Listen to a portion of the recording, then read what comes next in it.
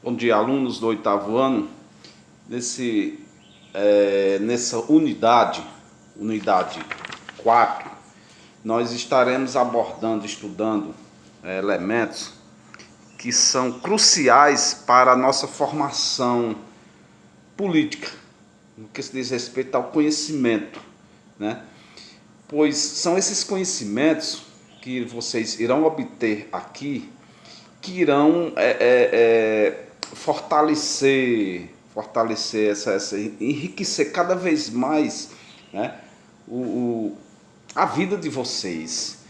Porque para os que desejam galgar níveis mais elevados, né, como por exemplo, se submeterem aos exames externos, né, que creio eu que a maioria necessita desse desejo, a concretização desse desejo, é super importante, pessoal, que vocês tenham o básico, o conhecimento básico dessas questões, desses elementos que nós vamos apresentar aqui, né?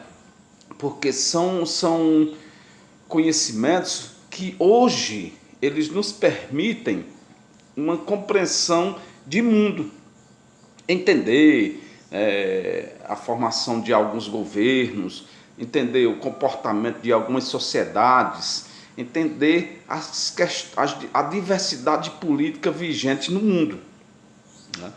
Não é interessante nós imaginarmos que conhecemos o momento atual se nós não fizermos um paralelo, se nós não fizermos uma aliança com o passado, né?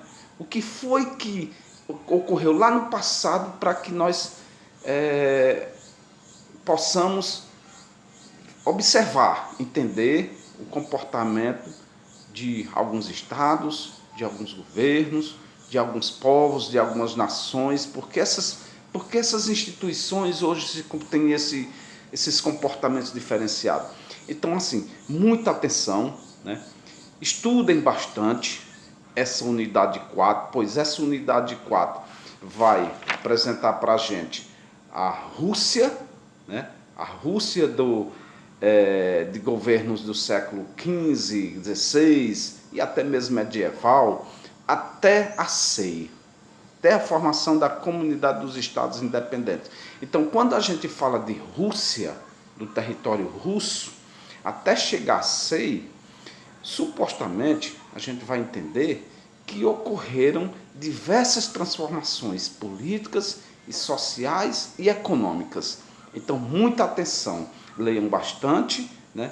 Principalmente a partir da página 113 até todo o final da unidade 4. Mas hoje a gente vai se prender um pouco, né, ao percurso 13, do Império Russo a CEI, que é o início, que é o pontapé para que nós lá à frente tenhamos uma compreensão melhor. Quando a gente para observar o território russo, hoje, a gente vê uma imensidão territorial. O primeiro em extensão territorial do mundo, o maior, né? Mas como que esse território conseguiu essa forte expansão, né? Primeiro vamos entender o seguinte, né? Lá nos séculos XV até o século XVIII, enquanto algumas potências do mundo, a Alemanha, França e outros países, eles faziam sua expansão territorial, marítimo, sua expansão de domínio, né, no que se diz respeito à conquista de novas terras, né, a Rússia fazia diferente, né? A Rússia fazia diferente. Enquanto que esses países saíam lá para a América, lá para a África, né, naquela proposta de neocolonialismo, né, a Rússia fazia diferente. Ela conquistava, dominava o território em direção a leste, né, em direção a leste, expandindo o seu território, dominando o seu território, onde eles conquistaram, né, toda a região da Sibéria, né, a Sibéria Ocidental, a Sibéria Oriental, né, que é um vasto território, muito território. Então, esse neocolonialismo russo, ele foi diferente nesse sentido, né? Eles não tiveram aquela necessidade, né, de fazer suas longas viagens marítimas, né? Não, eles se expandiram nesse sentido. Então, a formação do território russo se deu basicamente nesse contexto, né? A formação da União Soviética e a expansão territorial. Ora, vejam só, apesar das transformações ocorridas com a Revolução Industrial Russa do século XIX, né, porque apesar, ou seja, no mesmo momento, lá do século XIX, quando algumas potências da Europa, Estados Unidos, faziam sua revolução industrial, né, a Rússia também fazia a sua própria revolução, né, lá no século XIX. E essa revolução também, ela veio aprofundar alguns graves problemas sociais e políticos. Como assim? Que problemas eram esses? Ora, a concentração de terra prevaleceu, né? Ora, vejamos o tamanho do território russo. É claro que nós iríamos perceber uma forte concentração de terra no modelo, ainda apesar de deles terem saído da Revolução Industrial do século XIX, problemas sociais tipo o modelo do feudalismo ainda prevaleciam, que era a grande concentração de terra. E aí e como também a situação miserável dos camponeses que viviam sobre todo o território russo. Então isso levou a um descontentamento das pessoas, levou a um descontentamento. Então a partir daí, né, começou a surgir greves, né, insurreições populares e levou à derrubada do czar, né, o governo monárquico da Rússia caiu, o Nicolau II, em 1917. E aí, é claro que quem estava à frente desses movimentos de insatisfação, de revoltas populares, eram os socialistas moderados e os socialistas mais radicais, né? Os moderados eram chamados os mencheviques e os radicais, os bolcheviques. Esses grupos, eles começaram a liderar movimentos sociais que promoveram a derrubada do czar II, né, o Nicolau, ou seja, o Nicolau II, certo?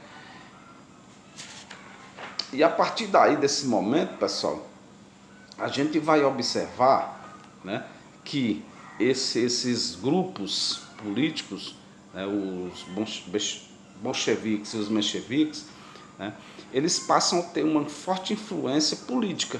Só que a gente vai observar que quem vai conquistar o poder, na verdade, russo, são os bolcheviques, liderados pelo Lenin, né? Eles dominam a Rússia e a partir dali eles vão fazer grandes mudanças, grandes transformações, onde vai se integrar o novo território, ou seja, o território russo vai se expandir a partir desse momento, com a conquista de novos territórios, como a questão da República Tcheca, a Eslováquia, a Lituânia, a Letônia, né? E como também profundas alterações políticas vão acontecer, certo? E até aquele momento, até a saída do Nicolau II, a Rússia vivia um modelo de economia capitalista. E aí, com a entrada dos bolcheviques liderando o poder, né, vai haver a primeira transformação política, econômica e social. Como? Nós vamos ter na política a criação do único partido político, o PUKS, né, o Partido Comunista Soviético, né, a partir de 1917. Vamos observar a planificação estatal. O que era isso, a planificação estatal? Certo? O governo controlando todas as atividades produtivas do país, certo? Toda a produção passava a ser organizada pelo Estado. Quantidade de produção, o que produzir, né? Preço, essas coisas, né? Tudo passava pelo controle do Estado. E nós já observamos que o que causou essa Revolução Russa foi exatamente alguns conflitos que ocorriam, uma insatisfação de todo o território russo. E com a entrada dos bolcheviques no poder, o que é que eles fazem? Eles vão fazer muitas mudanças, né? Como eu já disse, política, a criação do Partido Único, né? A grande propriedade rural deixa de existir, certo? Sem indenização, aqueles grandes proprietários que tinham suas imensas terras, eles perdem o poder de suas terras e não tem indenização por conta do Estado para isso. Vai surgir agora, nesse momento, as pequenas e médias propriedades rurais, certo?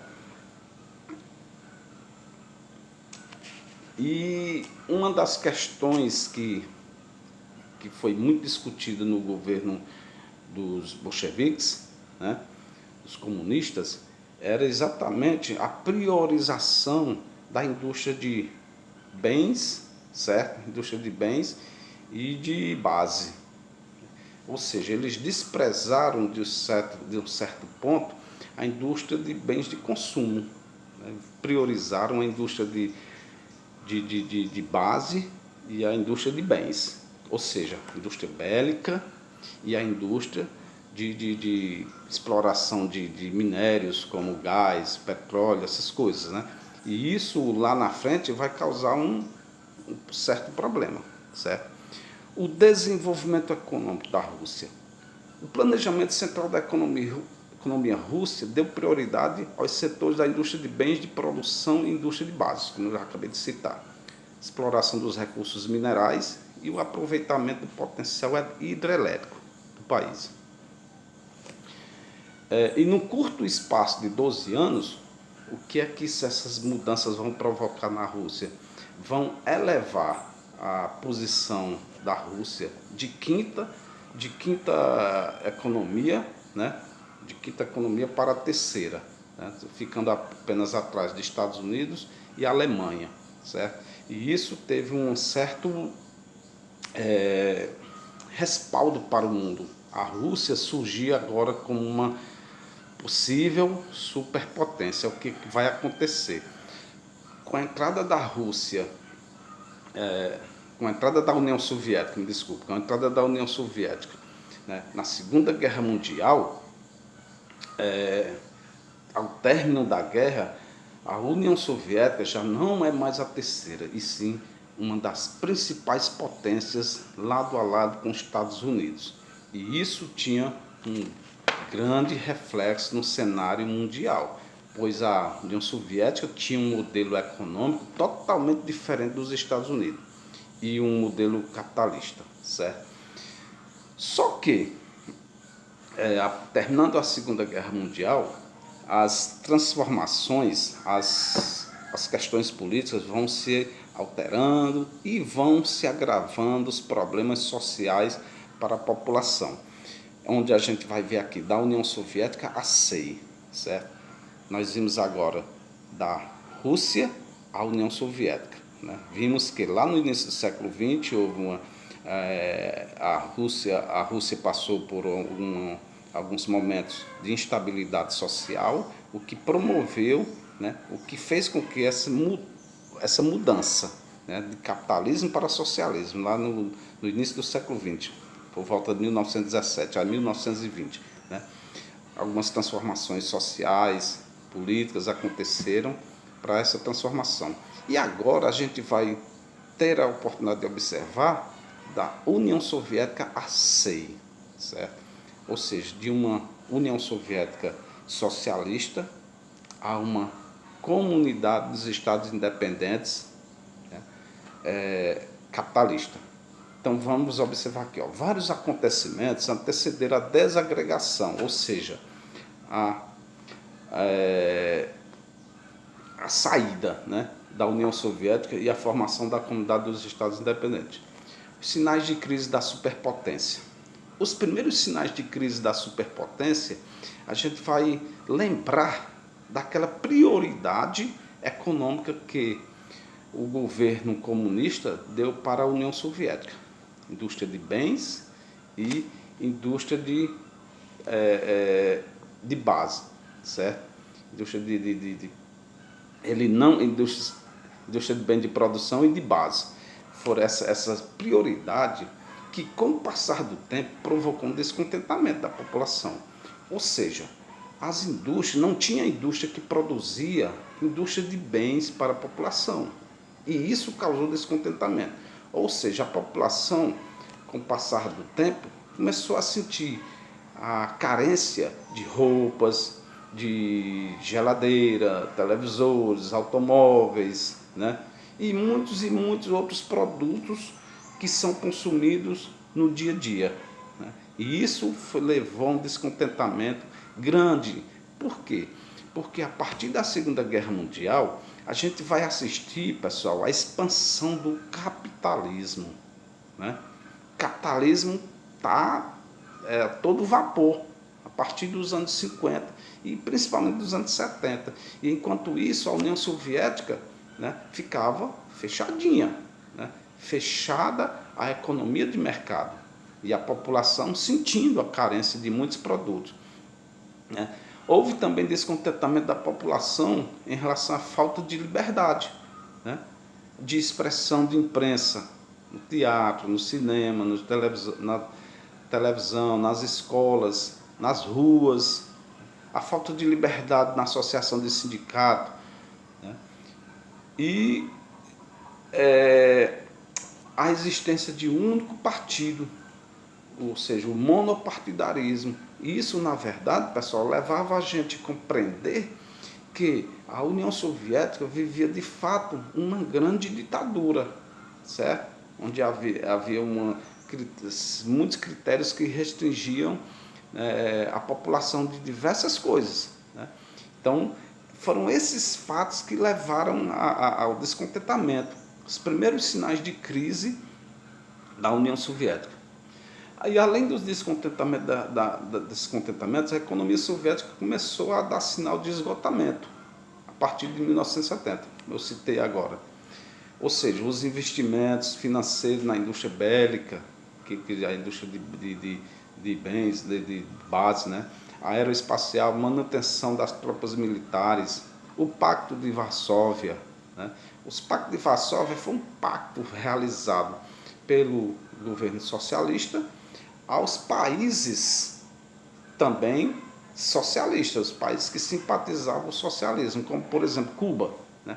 Então esse Pacto de Varsóvia, ele injetava dinheiro aos países para o quê? Para se proteger da introdução do capitalismo nessas áreas, né? Até mesmo para promover uma defesa, a questão da fortificação das suas forças militares, né?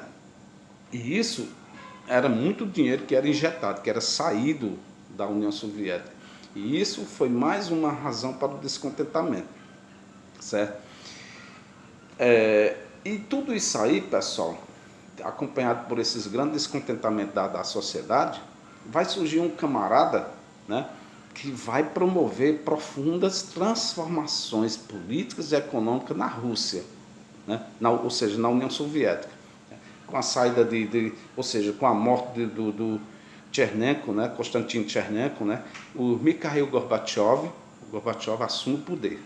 O Gorbachev vem com uma nova visão, né, ele vai assumir o cargo de secretário-geral do PUX, que hoje é considerado, era considerado o cargo mais elevado da política da Rússia, né? E aí é como se fosse o presidente, né? O Gorbachev vai fazer profundas mudanças. Ele vai promover, né, a Glasnost e a Perestroika. A Glasnost era o que pode se referir à transparência política. Ou seja, eles tinham o PUX, né, que era um partido fechado, onde a população não tomava conhecimento, né? E o Gorbachev vem com essa proposta, promover a Glasnost, né, que era o que, na verdade, uma transparência, uma abertura política, promover o multipartidarismo, como também na economia a perestroika. A perestroika era uma reestruturação econômica, ou seja, inserir a União Soviética na economia de mercado, né? Inserir, fazer com que o capitalismo pudesse entrar, fazer com que as pessoas tivessem acesso, né, a essa economia de mercado, certo? Essas reformas feitas pelo Gorbachev, é claro que tiveram alguns reflexos, tá? Alguns impactos, e a partir dali surgiram alguns movimentos, né? Os movimentos de contestação às reformas ao regime comunista, ou seja, alguns governos ainda contestavam a interferência do regime social comunista em seus territórios, em seus países, né? Como foi o caso da Bulgária, na Polônia, na Hungria, na Alemanha Oriental, na Romênia. Esses governos contestavam, né, o regime socialista. E como também o segundo movimento foi o dos ultra-reformistas, né? Os ultra-reformistas, liderados pelo Boris Yeltsin, né, eles eram favoráveis a uma independência política das 15 repúblicas socialistas, certo? Mostrava-se um defensor do fim do regime socialista. E o terceiro era grupos ainda que tinham a mesma ideia do PUX, né? Eram pessoas que eram ligadas muito ao Partido Comunista, certo? Que eles contestavam fortemente essas ideias do Gorbachev, como também teriam que destituir. Ou seja, essas reformas feitas pelo Gorbachev, de fato, não acabou com o socialismo, com muitos países que eram ligados à União Soviética, que estava lá na União Soviética. E, na verdade, inflamou ainda, deu liberdade para alguns povos, algumas nações, né, os governos contestarem, né, quererem mais e mais. E aí terminou com a saída do Gorbachev, né? O Gorbachev ele sai, ele não resiste às pressões, e em 1991 ele sai. E a partir da saída do Gorbachev vai surgir a criação da SEI, aqueles países que lá atrás contestavam, né, em 1990, 91, que contestavam as reformas do Gorbachev, que desejavam o fim dos regimes socialistas. Muitos desses países eles vão se introduzir e formar a SEI, né, Comunidade dos Estados Independentes, ou seja, tiraram como prioridade o socialismo e começaram a promover uma abertura de mercado para suas economias, ou seja, a introdução do capitalismo. A SEI, pessoal, dá para a gente retratar bem, são aqueles países que ligados muito à Europa, né, que estão ali na região oeste, certo? Próximo a Moscou, mas que são países que não integram a União Europeia. A União Europeia é um grupo formado lá atrás, né? E esses países recém saídos do regime socialista não tinham como eles ingressarem direto na União Europeia, até mesmo porque nós vimos lá atrás que para ingressar na União Europeia tinha alguns requisitos, né?